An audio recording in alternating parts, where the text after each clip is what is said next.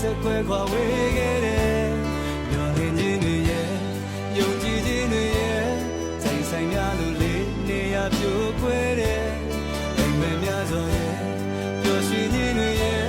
မြူမုံများလို့နေအောင်မပြဲ